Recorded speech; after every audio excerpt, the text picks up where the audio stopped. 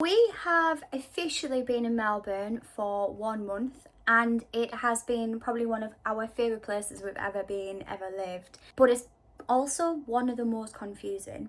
Hi, my name is Beth. I am travelling with my partner Nathan, who has cerebral palsy. We have just finished 3 months of backpacking around the east coast of Australia. The plan was always to come to Australia, see where we end up. He really wants to go to Canada, and yeah, so far we've done Singapore, a little bit of Bali, and 3 months of the East Coast, 1 month in Melbourne. And so it's December. We officially landed 1 month today, and it is the 30th of December when we're recording this. And it's been a bit of a weird month.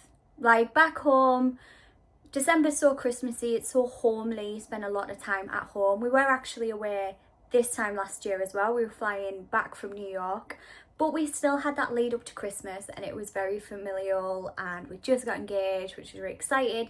So we managed to see everybody, pre-Christmas, after Christmas. We still had our normal New Year. So it's definitely been a little bit of getting used to this year, especially with a summery Christmas. It's quite nice because we've managed to do things that we would never ever normally do. We had more of a Friendsmas than we did a Christmas. I hope everybody did have the most gorgeous Christmas, but yeah, ours was a bit strange. It definitely wasn't what we're used to, but that's the entire reason we came traveling, because we wanted to do something different. I would say so far we've managed to achieve that. I wouldn't say I've been stressed about Christmas. I think I've just missed more than what I thought I would, in terms of not so much homesick, not so much, missing family. I mean, I do, but I managed to see my dad not long before Christmas anyway. But I did my first Christmas away when I was 19. I was second year of university. I did a placement year, so I actually went to Florida, and I lived in Florida for a year. So I've done the whole hot Christmas. I actually worked all day, so I don't know if that helped a bit, because this year I finished work a few days before Christmas, and then we had a bit of a lead up, and then it was Christmas Day, and then I'm still not back at work. So I've lost that routine, and I don't know if that changed things, because Florida was so completely outside of what I would normally do that you didn't even have time to really think about it. I don't want to harp on about Christmas too much. I want this to be positive, but I just thought I'd talk about where we are. Did some baking, we went to see our friends, we had a Christmas dinner with everyone, which I was so grateful for. We had a few drinks. We've still managed to keep the Christmas alive. Like, just if you're coming over to Australia, it's just not the same. And I know you would expect that, but there's decorations, but people are not really as festive. Like, this is their summer holidays. This is when the kids break up from school. This is where, if they're going to go away, they go away. So it's just not as much. Do hope that everybody had their own lovely Christmas, and who knows, we might have our own at home sometime soon. However, I did want to speak about that because I thought that might give a little bit of context as to how I'm feeling at the minute. I just think emotions get heightened, and obviously it's a time we normally spend a lot of time with family, and we've had a lot of calls home, so it's been a little bit different to when we were traveling, where we were still having calls home, but maybe not as frequent, and it's not so much, everybody is kind of together. All our friends are celebrating together because that's what we do. So yeah, I think it probably has impacted how we feel a little bit. But I like to try and think of the positives. So there's been so many highs over the last month. You don't know, we haven't actually got an apartment, we haven't got a car or anything like that. We are dog sitting, and that has been so much fun. And it's just completely different to anything we've really done before. So we've done dog sitting before. I've had dogs, Nathan's had dogs. We've both grown up with pets.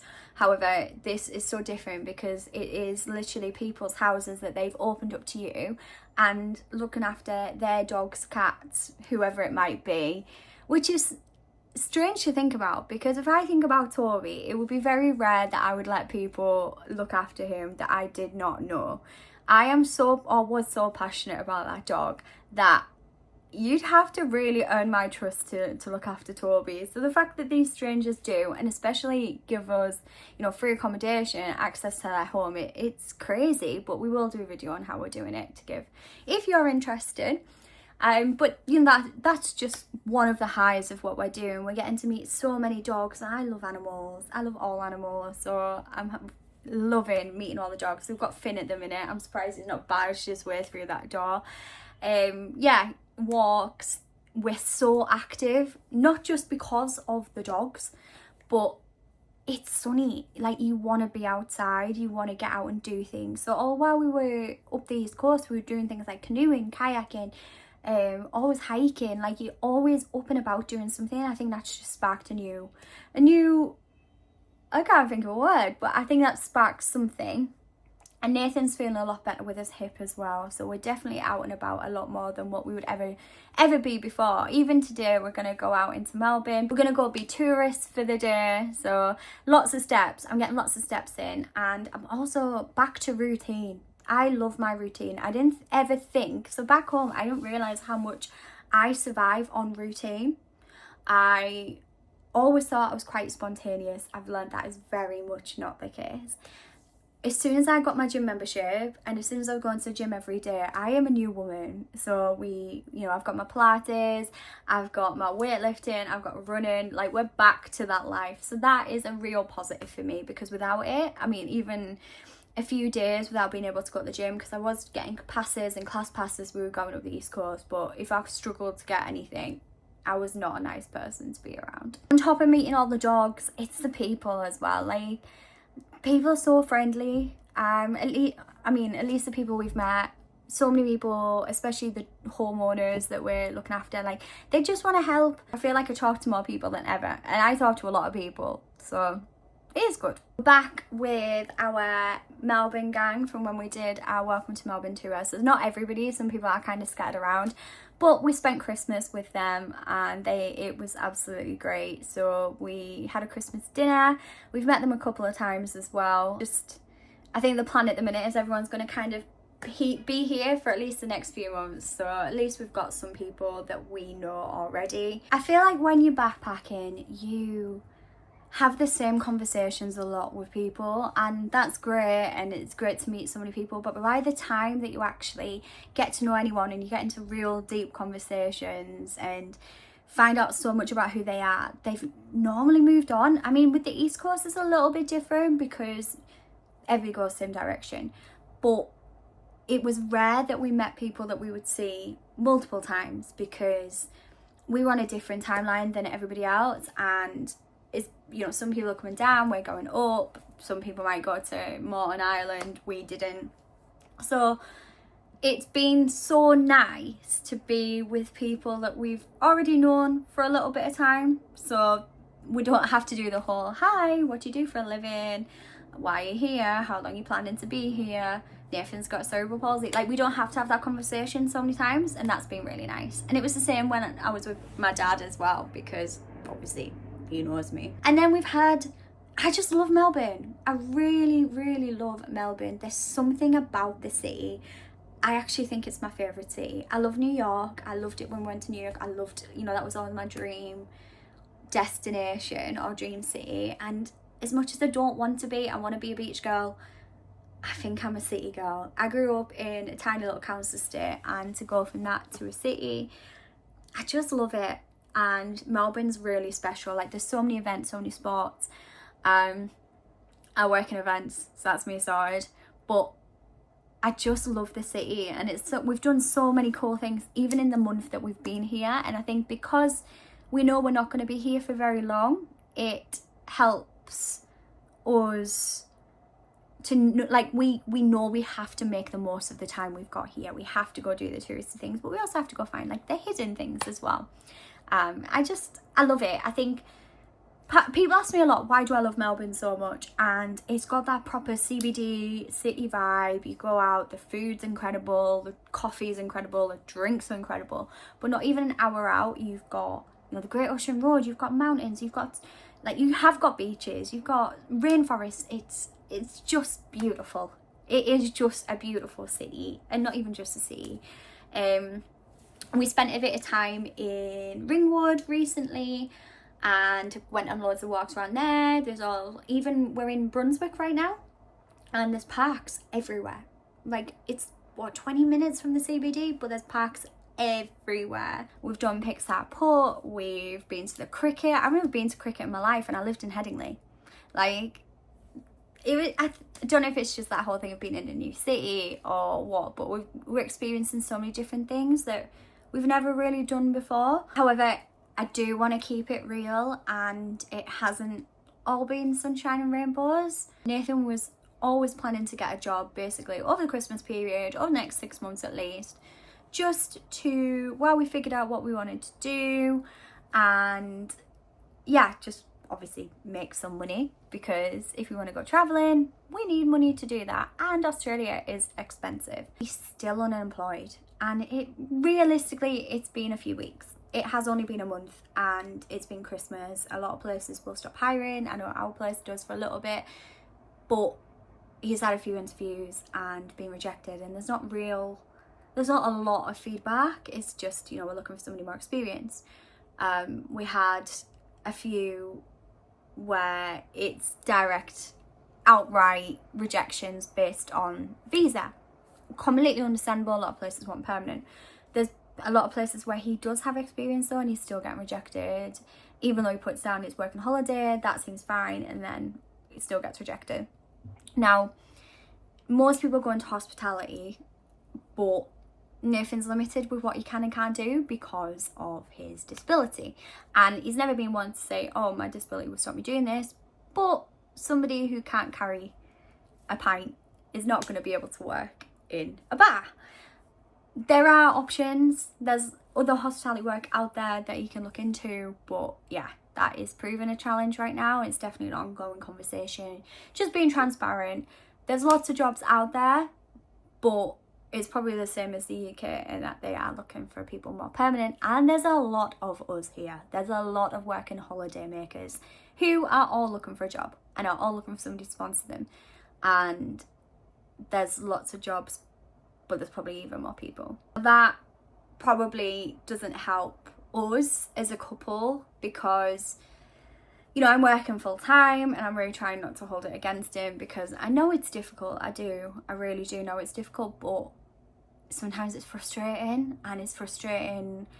It's fine when we're in a house, but when we're in a hotel room and I'm working full time and he's not, it can be, you know, there have been more arguments. I didn't think I'd be saying that on here, but we argue. We're a couple, we've been together a long time. We do argue about it, not so much about work specifically, but just generally. Like we've argued probably a lot more than we ever would at home, because it's a completely different scenario, and we're both trying to navigate that, you know, the difference in income. We've both always worked, and we've both always made similar amounts of money, so there's such a disparity right now with that, and also he just feels a little bit useless. I think he hates that he's not really contributing because he's not working, and it's fine. Like, you know, money is obviously a stress, but it's not, we have savings, so that's not really the issue. But I think as a partner, he finds that frustrating. When you're traveling, you're spending all your time with one person. You're not going out to see your friends. You're not, like, there's a lot of time that we would spend apart at home, and as much as I'm going to the gym and stuff, we have just spent a very, very, very solid 3 months together in tiny rooms or hostel dorms, and it can be frustrating. It can be very difficult to travel with a partner. Like, it can be hard to go on holiday with a best friend. It can be hard to go on holiday with a boyfriend. Like, that's usually make or break. Going backpacking with a boyfriend, you know, that was a test, and I'm sure we'll do it again and we'll be absolutely fine, but it can be a test. I don't know how people do it like non-stop for years. He is so easy to travel with. It's just, I think any person I have spent that amount of time with, I'm gonna find frustrating. Kind of going back to how I started the video, it's not so much I'm missing home. Like, I'm not one of those, I was saying this to Nathan the other day, I'm not one of those people that have ran away from life. You know, we had such a lovely life at home. We had a house with pets, we have like a lovely families, and it's not so much that we were like, we have to get away. So we're very lucky in that regard, but I do miss the coziness, and I think that's Christmas. I think it's just knowing that everybody was together. So that kind of links back to the beginning. But then the other side of that is I just never feel settled.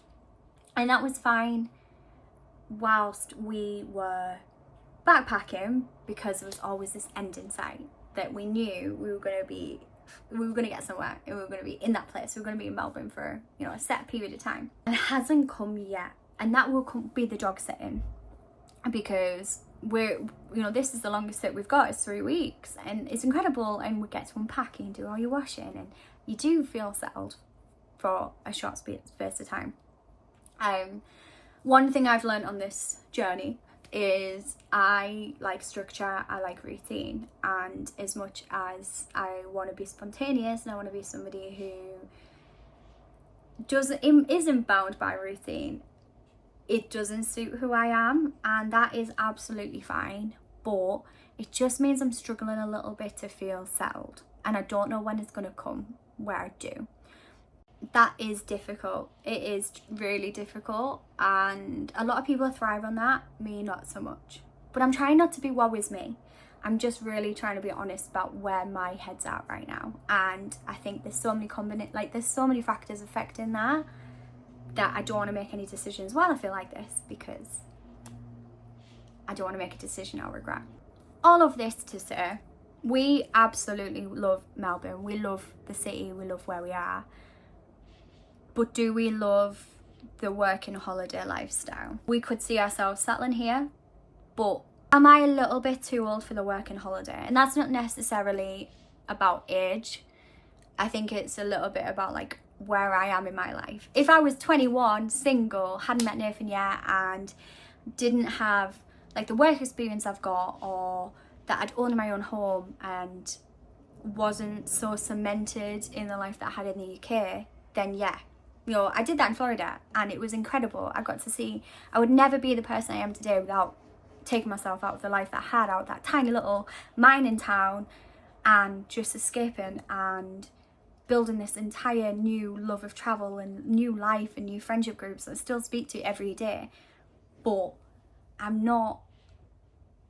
wouldn't say the work and holiday life is necessarily the life I'm after, because there's so many restrictions, and we can get an apartment, but where do we want to be? You don't want to, am I going to sign into this life and sign into an apartment and build this little life to then, after a year, have it ripped away?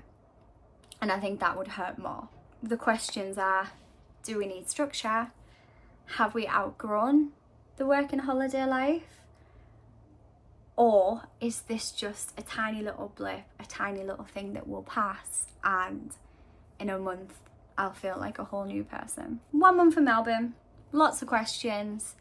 We're figuring things out one day at a time. Things will slot into place, I'm sure. But I just wanted to be open and honest, because I know if I'm feeling this way, there's a lot of other people that are too. And I think that's okay. I think it's okay to feel these feelings, accept it, and move on. But thank you so much for watching.